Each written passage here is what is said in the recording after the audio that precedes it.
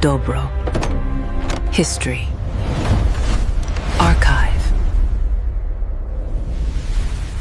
2011년 12월 19일 정오. 북한의 모든 것이 딱 멈췄던 그 순간, 혹시 기억하시는지 모르겠습니다. 검은 상복을 입은 리춘희 아나운서가 울먹이면서 김정일 위원장의 사망을 발표했었죠. 그런데 이게 다가 아니었습니다. 오늘 저희가 살펴볼 자료들을 보니까요, 이 공식 발표는 사실 어떤 거대한 이야기의 시작일 뿐이었습니다. 그래서 오늘 저희는 이 자료들을 바탕으로 그 역사적인 발표 뒤에 숨겨진 51시간의 공백, 그리고 한 독재자의 죽음이 어떻게 다음 독재자의 탄생을 알리는 서막이 되었는지, 그 이면의 진실 게임을 한번 깊숙이 들여다보려고 합니다. 네, 그렇죠. 이 사건의 핵심 미스테리를 크게 세 가지 정도로 압축해 볼 수 있을 것 같아요.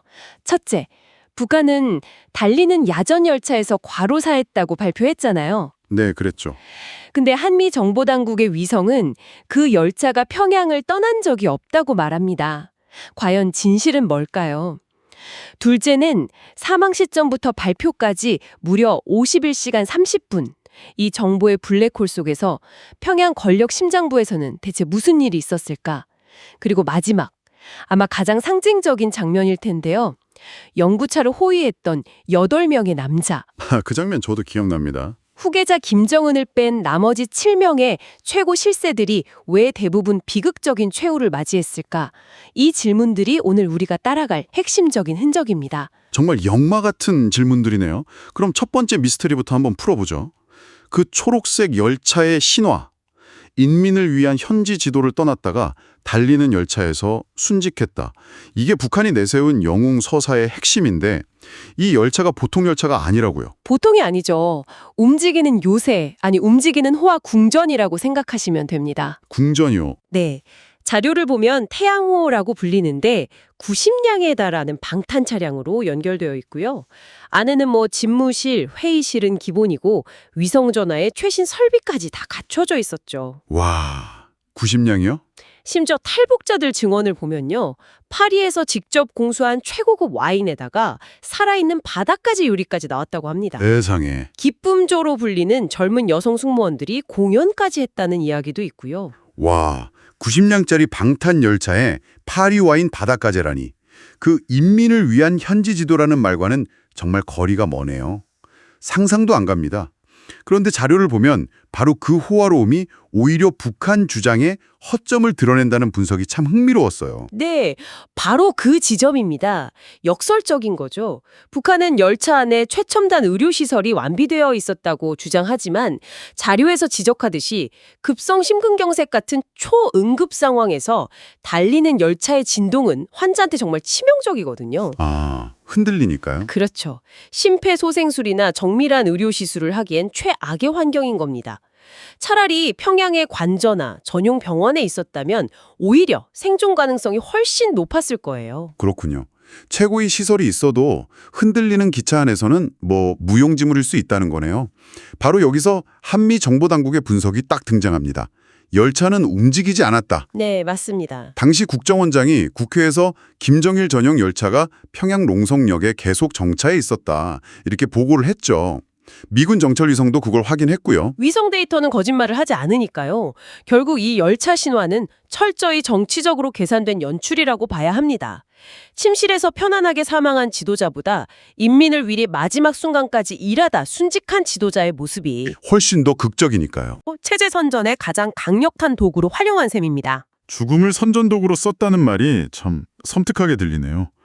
그래서 자료에 나온 희천발전소 경로설, 이게 더 설득력 있게 다가오는 것 같아요. 네, 그 가설도 상당히 흥미롭죠. 자신의 최대 추적으로 내세웠던 희천발전소에 심각한 누수가 생겼다. 이 보고를 받고 경로한 게 심근경색의 직접적인 방아쇠가 됐다는 촉보 말이죠. 그 가설은 사망 장소가 어디였든 간에 그의 죽음을 재촉한 게 극심한 스트레스와 좌절감이었다는 걸 보여주거든요.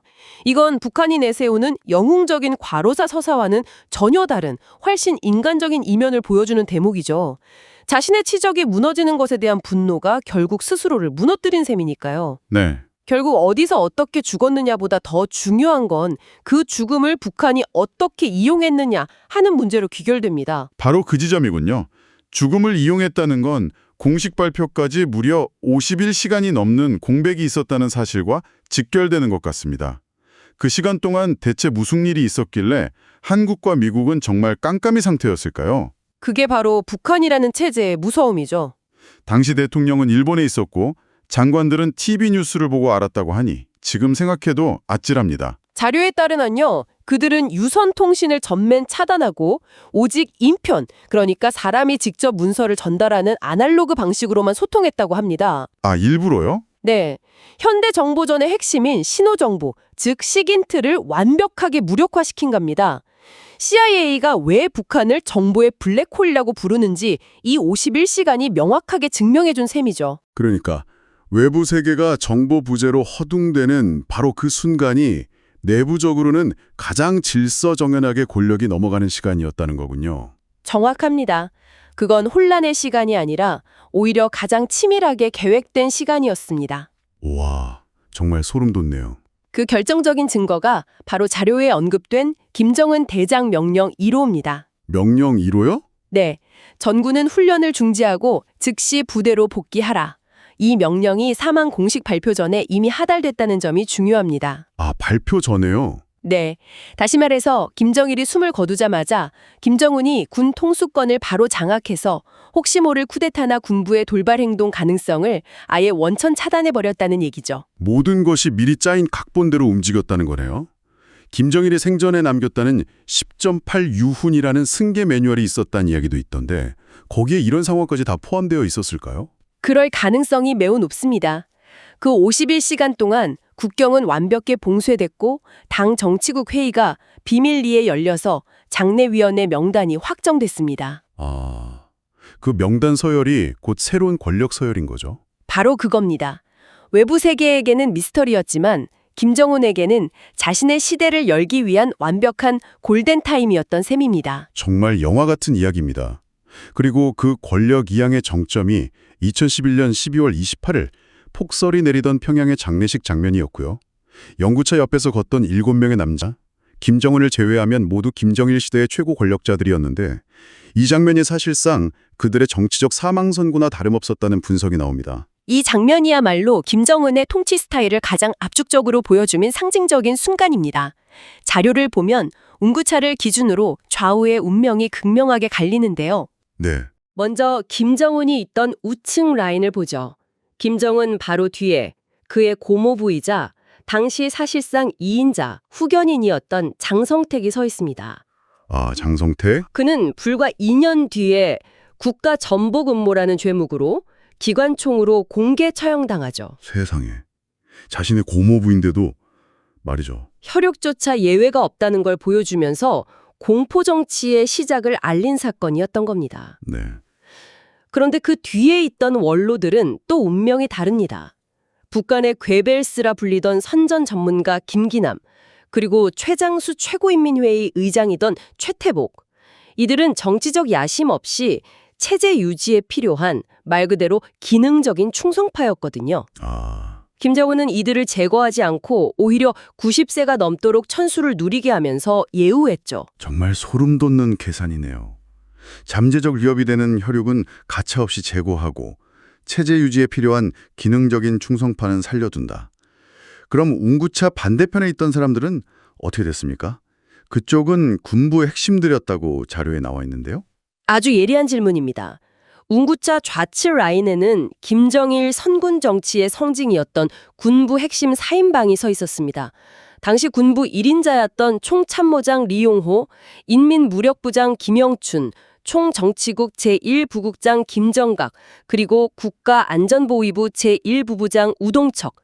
결론부터 말씀드리면 이들 중 현재 권력에 남은 사람은 단 한 명도 없습니다. 전원 숙청됐다는 거군요. 그렇습니다.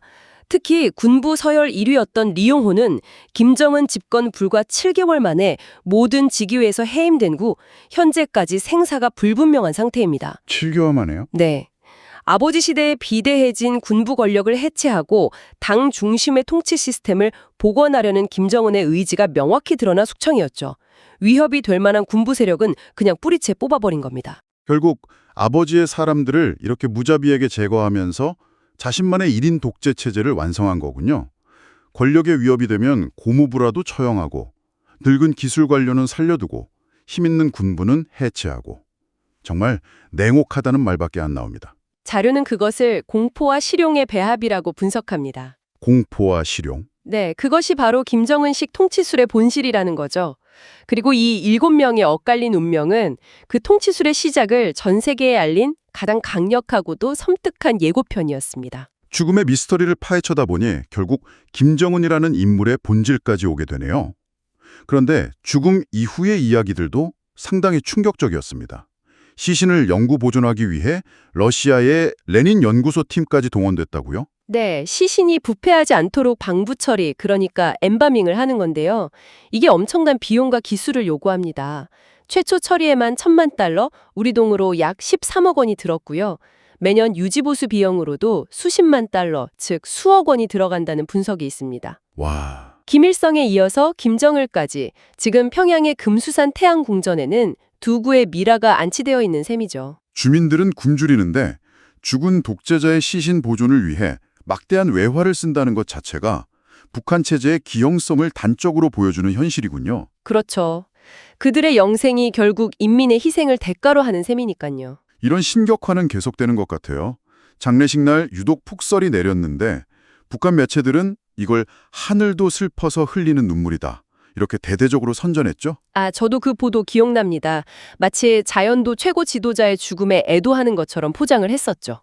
네, 맞아요. 2012년 12월이 평년보다 조금 더 추웠을 뿐 북한의 주장처럼 초자연적인 현상은 아니었다고 합니다. 결국은 그것마저도. 그렇죠.